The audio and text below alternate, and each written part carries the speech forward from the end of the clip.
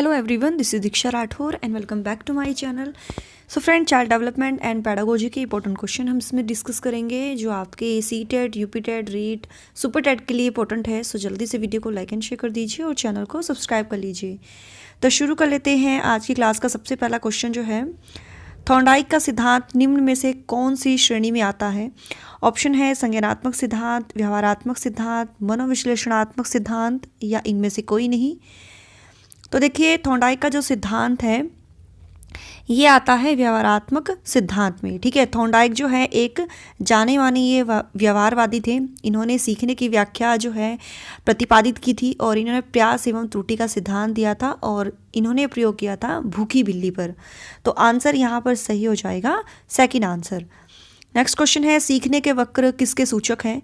सीखने की मौलिकता के सूचक हैं, सीखने की प्रगति के सूचक हैं, सीखने के गत्यात्मक स्वरूप के सूचक हैं या सीखने की रचनात्मकता के सूचक हैं? तो यहाँ पर आंसर है सीखने के वक्र जो है किसके सूचक हैं. तो आंसर यहाँ पर सही हो जाएगा सीखने की प्रगति के सूचक हैं. नेक्स्ट क्वेश्चन है, व्यक्तित्व का सामाजिक अधिगम सिद्धांत किसने दिया था? डोलार्ड और मिलर, बंडूरा और वॉल्टर, कार्ल रोजर्स या यूंग? तो व्यक्तित्व का सामाजिक अधिगम सिद्धांत जो है, आप वीडियो को पॉज कर लीजिए, तो ये बंडूरा और वॉल्टर्स ने दिया था 1977 में. Next question is, mirror drawing परीक्षण निम्न में से किसके मापन हेतु प्रयुक्त होता है? बुद्धि, व्यक्तित्व, अधिगम या नैतिकता? तो देखिए, ये परीक्षण जो है अधिगम या सीखने के मापन हेतु प्रयुक्त होता है. तो थर्ड आंसर यहाँ पर सही है. या फिल करना है, डैश केंद्रीय प्रवृत्ति का एक माप है? माध्यिक, प्रसार क्षेत्र, औसत विचलन या मानक विचलन? फिफ्थ में आंसर सही हो जाएगा. तो ये है माध्यिक. ठीक है, फर्स्ट आंसर यहाँ पर बिल्कुल सही है. निम्न में से कौन शेष से भिन्न है? 16 PF, TAT, cloud picture test या ड्रॉ मैन टेस्ट? तो देखिए, 16 PF जो है ये TAT, cloud picture test, draw man, ये तीनों प्रक्षेपी जो है तकनीक है, जबकि 16 PF जो है कैटल के द्वारा निर्मित ये व्यक्तित्व परीक्षण टेस्ट है जो कि प्रक्षेपी नहीं है. तो फर्स्ट आंसर यहाँ पर हमारा सही है. नेक्स्ट क्वेश्चन है, विकासात्मक कार्य के प्रत्यय के प्रतिपादक थे हेविंगहर्स्ट, हॉल-लिंगवर्थ, जीन पियाजे या हॉल? तो देखिए, विकासात्मक कार्य के प्रत्यय के प्रतिपादक जो है अमेरिका के शिकागो यूनिवर्सिटी के प्रोफेसर रॉबर्ट हेविंगहर्स्ट हैं. ओके, तो आंसर सही हो जाएगा हमारा सेकंड आंसर. सृजनशीलता की पहचान हेतु किसने सृजनात्मक चिंतन परीक्षण का निर्माण किया? टॉरेंस, मैरीफील्ड, कोल एवं ब्रूस या केंट? तो देखिए, टॉरेंस जो है सृजनात्मक चिंतन परीक्षण जो है उसका निर्माण टॉरेंस द्वारा 1971 में किया गया. ओके, जिसका अत्यधिक व्यापक प्रयोग किया गया. तो फर्स्ट आंसर यहाँ पर हमारा बिल्कुल सही है. डैश अधिगम के प्राथमिक नियमों में से एक है? प्रभाव का नियम, अभिवृत्ति का नियम, समानता का नियम या सहचारी अंतरण का नियम? तो आंसर यहाँ पर सही हो जाएगा प्रभाव का नियम. प्रभाव का नियम जो है अधिगम के 3 प्राथमिक नियम थॉर्नडाइक द्वारा दिए गए थे, जिनमें तत्परता का नियम, प्रभाव का नियम और अभ्यास का नियम है. तो आंसर सही हो जाएगा हमारा यहाँ पर फर्स्ट आंसर. निम्न में से किसमें अन्वेषण के ऊर्ध्व उपागम का उपयोग किया जाता है? प्रयोगीकरण, केस अध्ययन, सर्वेक्षण या अंतदर्शन? तो 10 में आंसर सही हो जाएगा, वो है केस अध्ययन यानी केस स्टडी. सेकंड आंसर बिल्कुल सही है. जब व्यक्ति का एक परिस्थिति का अधिगम दूसरी परिस्थिति में उसके सीखने तथा निष्पादन को प्रभावित करता है तो उसे कहते हैं स्मृति, चिंतन, अधिगम, अंतरण या बौद्धिक विकास? तो 11th में आंसर सही हो जाएगा अधिगम अंतरण. थर्ड आंसर बिल्कुल सही है. जी वॉलस के अनुसार सृजनात्मक चिंतन का प्रथम चरण होता है उद्भासन, उद्भवन. अगला जो ऑप्शंस है ये है मूल्यांकन और उपकरण. तो इसमें पूछा है कि सबसे पहला तो देखिए आपके आगे उपकरण आता है, देन उद्धव, देन उद्भासन, देन मूल्यांकन होता है. तो यहाँ पर आंसर जो है हमारा सही आंसर हो जाएगा फोर्थ आंसर, जिसको हम इंग्लिश में कहते हैं प्रिपरेशन. ठीक है. नेक्स्ट क्वेश्चन है, डैश ने प्रयत्न एवं भूल के सिद्धांत का प्रतिपादन किया था?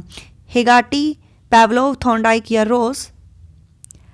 तो थॉर्नडाइक ने प्रयास व भूल सिद्धांत का प्रतिपादन किया था 1898 में, यानी 1898 में किया था, और इन्होंने प्रयोग किया था भूखी बिल्ली पर। थर्ड आंसर सही है। व्यक्तित्व व्यक्ति के अंतर्गत उन मनोशारीरिक गुणों का गतिशील संगठन है जो पर्यावरण में उसके अपूर्व समायोजन को निर्धारित करते हैं। उक्त परिभाषा देने वाले हैं एस फ्रायड, एम.एल. मन, जी.डब्ल्यू. आलपोर्ट या जे.ई. डेशील? तो 14 में आंसर सही है। जी.डब्ल्यू. आलपोर्ट जो है, ये परिभाषा उन्होंने आलपोर्ट ने व्यक्तित्व के संबंध में 1937 में दी थी। तो आंसर सही हो जाएगा यहाँ पर थर्ड आंसर।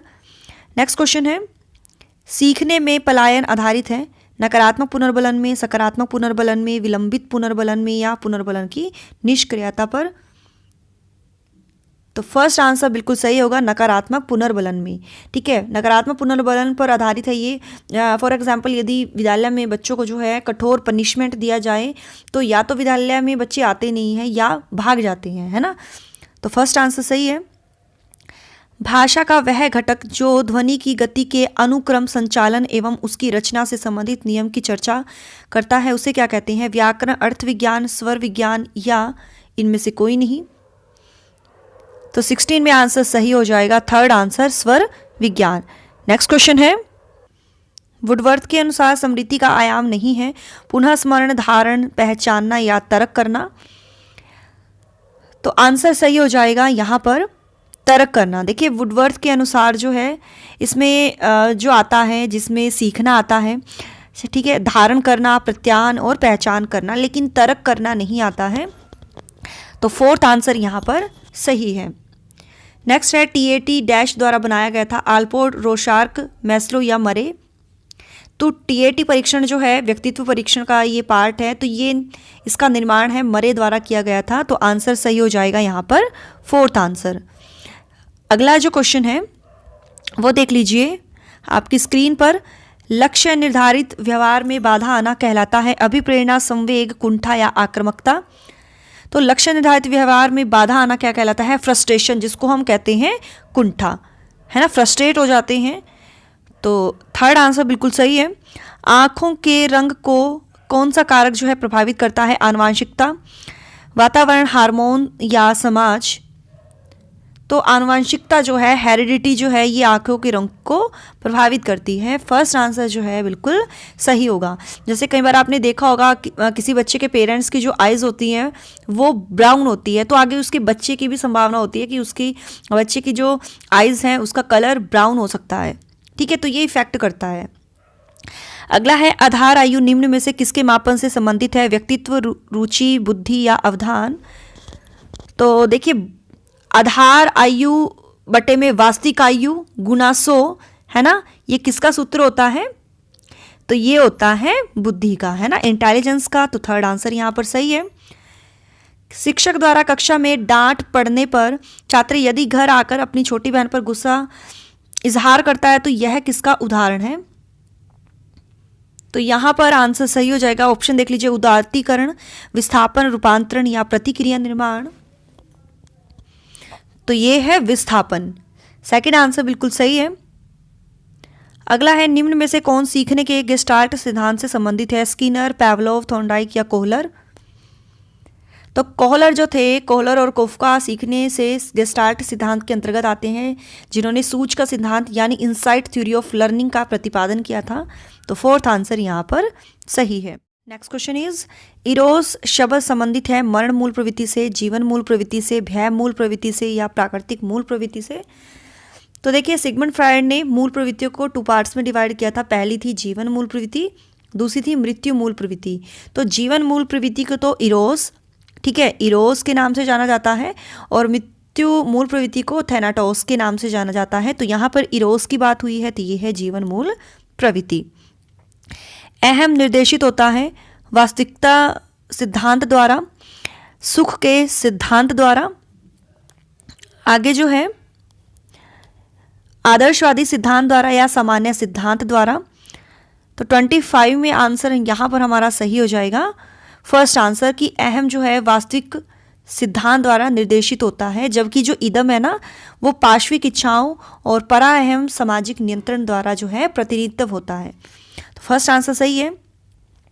ऑप्शन है का, लिसिस्टोकाइनिन का जो है एक हार्मोन है जिसकी सुई यदि दे दी जाए तो इससे प्राणी में भूख और प्यास दोनों में ही वृद्धि हो जाती है, भूख अधिक बढ़ जाती है, भूख कम हो जाती है, या भूख और प्यास दोनों में ही कमी आ जाती है। तो ये जो है यहाँ पर आंसर सही हो जाएगा, भूख कम हो जाती है। तो ये एक हार्मोन है, ठीक है, तो इससे क्या हो जाता है, भूख कम हो जाती है। अगला क्वेश्चन है, बुद्धि परीक्षण में एक 16 वर्षीय बच्चा 75 अंक प्राप्त करता है तो उसकी मानसिक आयु होगी।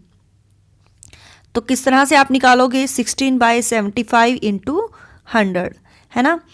तो यहाँ पर आप इसको जो है डिवाइड कर लोगे, डियर रुक जाइए, ये 16/75, तो फिर यहाँ पर ये 16 आ जाएगा, ठीक है, 4 3 जा 12। देखो 16 वर्षीय बच्चा था, 16 बटे में हम 100 रखेंगे और इंटू 75, तो इस तरह से हम सोल्व कर लेंगे तो आंसर आपके पास आ जाएगा 12 वर्ष, ठीक है।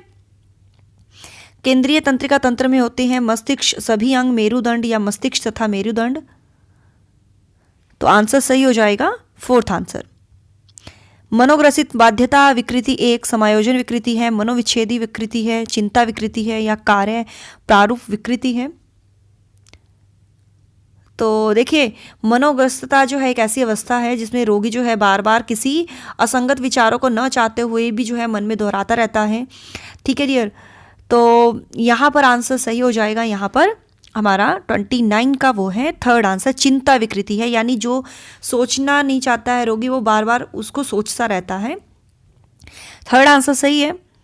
और ये हमारा लास्ट क्वेश्चन है, सामूहिक अचेतन का संप्रत्यय डैश द्वारा दिया गया था, स्किनर, पैवलोव, फ्रायड या युंग। तो युंग ने अचेतना को 2 भागों में बांटा था, एक था व्यक्तिगत अचेतन और दूसरा सामूहिक अचेतन। तो फोर्थ आंसर जो है यहाँ पर सही हो जाएगा। ओके डियर, तो यही थे आज के हमारे क्वेश्चन। आपके कितने सही हुए हैं कमेंट में ज़रूर बताइएगा। और ये मेरा व्हाट्सअप नंबर है, जो भी अगर आपको कुछ पूछना है तो यहाँ मैसेज कर सकते हो।